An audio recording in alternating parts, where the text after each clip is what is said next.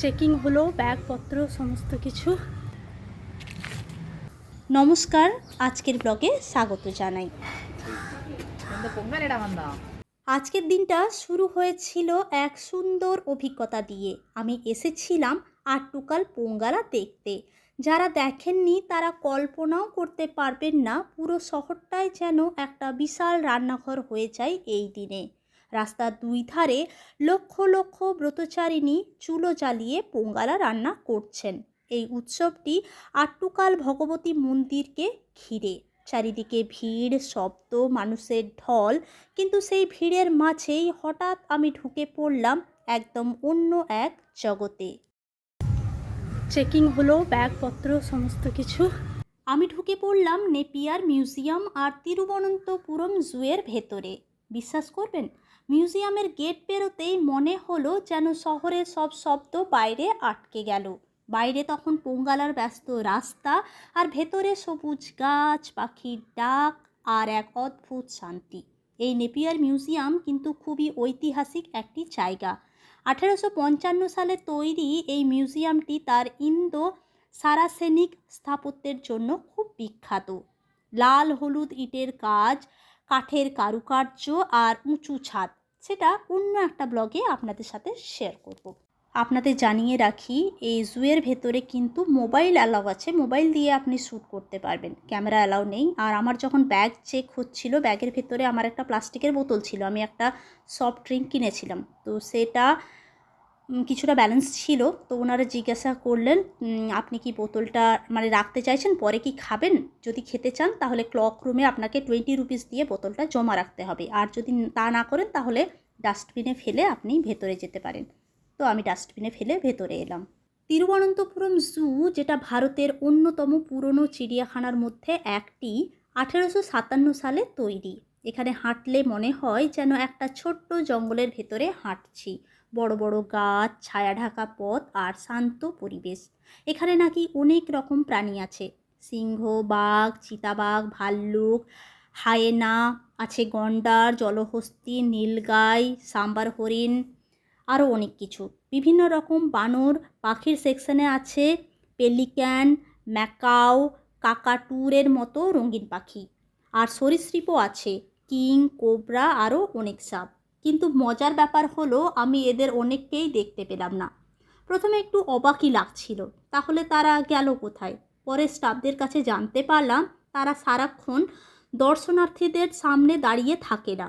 কেউ গাছের ছায়ায় লুকিয়ে বিশ্রাম নিচ্ছে, কেউ খাঁচার ভেতরে ঝোপের আড়ালে, আবার কেউ হয়তো দিনের বেলা ঘুমিয়ে আছে, বিশেষ করে বাঘ, সিংহ। কিন্তু সব প্রাণীদের চোখে না পড়ায় আমার এতটুকুও খারাপ লাগলো না। জায়গাটা এতটাই শান্ত, নিরিবিলি, পরিবেশটা যেন আমাকে মুগ্ধ করলো। এখানে ঢোকার পর আমার একবারের জন্য মনে হয়নি যে এটা একটা ব্যস্ত শহরের মধ্যেই রয়েছে। এতটাই শান্ত, নিরিবিলি এই জায়গাটি। এখানে আমি অনেকটা সময় কাটিয়েছি, আর তার কিছুটা মুহূর্ত আপনাদের সাথে ভাগ করে নিচ্ছি। এটা একটা ছোট্ট লেক। কখনো কখনো এমন ছোট ছোট মুহূর্তগুলোই ভ্রমণের সবচেয়ে সুন্দর স্মৃতি হয়ে থাকে, তাই না? আজকের দিনটাও তেমনই। পোঙ্গালার ভিড়ের মাঝে এক টুকরো নীরবতা খুঁজে পাওয়ার গল্প। অনেকে এটাকে শুধু চিড়িয়াখানা ভাবেন, কিন্তু আসলে এটা শুধু প্রাণী দেখার জায়গা নয়, এটা একটা বড় সংরক্ষণ ও গবেষণা কেন্দ্র। এই জুটিকে পরিচালনা করে কেরালা রাজ্য সরকার, অর্থাৎ কেরালা ফরেস্ট ডিপার্টমেন্ট এবং Kerala state museum and zoo department. প্রায় 55 একর জায়গা জুড়ে ছড়িয়ে আছে এই সবুজ পরিবেশ। এখানে শুধু প্রাণীদের রাখা হয় না, তাদের যত্ন নেওয়ার জন্য আছে আলাদা আলাদা বিভাগও। অ্যানিম্যাল কেয়ার ডিপার্টমেন্ট, এই বিভাগে ভেটেরিনারি ডাক্তার ও কিপাররা কাজ করেন। প্রতিদিন প্রাণীদের খাবার, স্বাস্থ্য পরীক্ষা এবং তাদের থাকার জায়গার যত্ন নেওয়া হয় এখানে। ভেটেরিনারি হসপিটাল, জুয়ের ভেতরে আছে ছোট্ট একটি হাসপাতাল। যদি কোনো প্রাণী অসুস্থ হয়ে যায়, তার চিকিৎসার দরকার হয়, তখন তাকে সেখানে নিয়ে চিকিৎসা করানো হয়। এডুকেশন অ্যান্ড অ্যাওয়ারনেস ডিপার্টমেন্ট, এই বিভাগ স্কুলের ছাত্রছাত্রী ও দর্শনার্থীদের জন্য প্রকৃতি ও বন্যপ্রাণী সংরক্ষণ সম্পর্কে সচেতনতা তৈরি করে। মেনটেন্যান্স অ্যান্ড গার্ডেন সেকশন, কারণ এই জু শুধু প্রাণীর জন্য নয়, এখানকার বিশাল গাছপালা, লেক আর বাগানও এই জায়গাটিকে এত সুন্দর করে তুলেছে। এই বিভাগ সেই সবুজ পরিবেশটাকে ঠিক রাখে। এখানে প্রায় 150 থেকে 200 জন কর্মী কাজ করেন, যাদের মধ্যে ভেটেরিনারি ডাক্তার, প্রাণী কিপার, বনকর্মী, গার্ড, গার্ডেনার আর প্রশাসনিক কর্মীরা। তাদের প্রতিদিনের একটাই কাজ, এই প্রাণীগুলো যেন নিরাপদে সুস্থভাবে সুন্দর প্রাকৃতিক পরিবেশে থাকতে পারে। তাই যখন আমরা এখানে ঘুরতে আসি, আমরা শুধু প্রাণী দেখি না, আমরা আসলে একটা বড় সংরক্ষণ ব্যবস্থার অংশও দেখি। এবার আমি ভিডিওটা একটু আনমিউট করব, আপনারা শুনুন আর পরিবেশটা অনুভব করুন। শুধু পরিবেশটা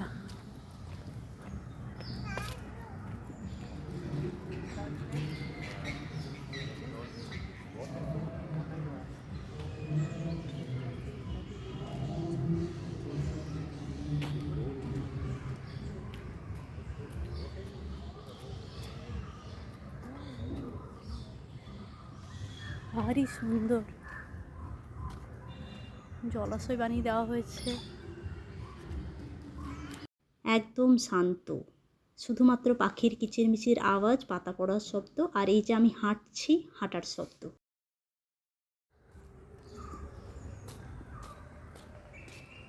বাহ, যতটা পারছি ক্যামেরা ভর্তি করে নিয়ে যাচ্ছি আপনাদের জন্য। হ্যাঁ, এখান থেকে সামনাসামনি দেখা যাবে, কিন্তু এইদিকে আবার যাওয়া যাবে না, লাগানো রয়েছে, ওই দিকটাতে যাই।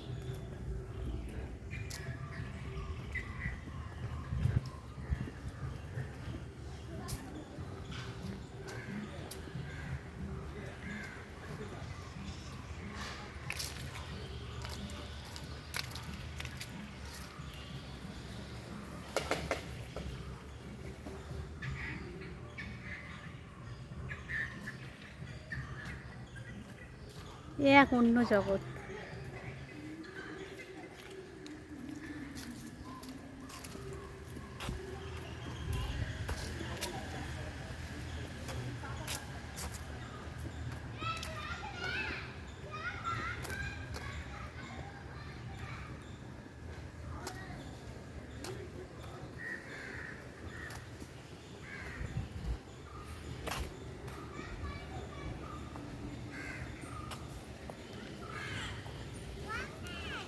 এবার একটু রেস্ট নেব, কিছু খাওয়া দাওয়া করব, তারপরে যাব মিউজিয়ামে।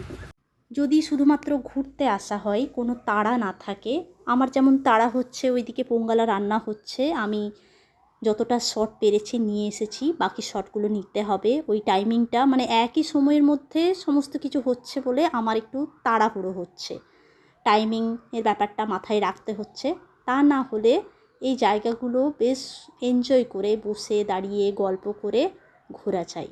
পুরো একটা রাউন্ড দিয়ে এলাম। এই রাস্তা আবার কোন দিকে যাওয়ার, ওই দিকটা তো বন্ধ, দেখি খুঁজে বের করি। আর এদিকে কত গাছপালা লাগিয়েছে দেখুন, বাবা কত রকমের পদ্ম। তো আমি এলাম এইরকম করে গোল করে একবার এলাম, এবার রাস্তা কোন দিকে খুঁজে বের করি। আর ওইদিকে পোঙ্গালার কি হচ্ছে ভগবান জানে। আসলে পোঙ্গালা আমি দেখেছি তো ওই একই রকম, শুধু আটটুকাল পোঙ্গালাটা এখানে গেদারিংটা বেশি, এটুকুই যা তফাৎ, নইলে সেই একই। আমাদের যে গ্রামে যে পোঙ্গালা খোলা করি আমরা, নর্মাল পোঙ্গালা একই, ওইভাবেই করা হবে। পেয়ে গেছি রাস্তা, এটা হচ্ছে আপনার বাইরে যাওয়ার রাস্তা।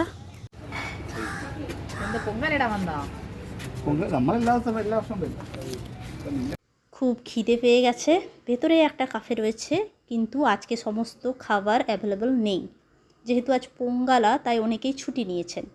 তো আমি অর্ডার দিলাম পুরি, আলুর সবজি আর একটা সোডা দিয়ে লেমন জুস। তবে চলুন, দুটো পুরি আর এই সবজিটার দাম নিল হচ্ছে 50 টাকা, আর ওই লেমন সোডাটার দাম নিল আপনার 20 টাকা, টোটাল বিল হলো 90 টাকা। তবে চলুন, আজকের ব্লগটা এই পর্যন্তই। ব্লগটি কেমন লাগলো জানাবেন, ভালো লাগলে একটি লাইক আর শেয়ার করবেন। আর আপনাদের সাথে আমার দেখা হচ্ছে আমার পরের ব্লগে। সবাই খুব ভালো থাকবেন, সুস্থ থাকবেন আর খুব আনন্দে থাকবেন। ধন্যবাদ।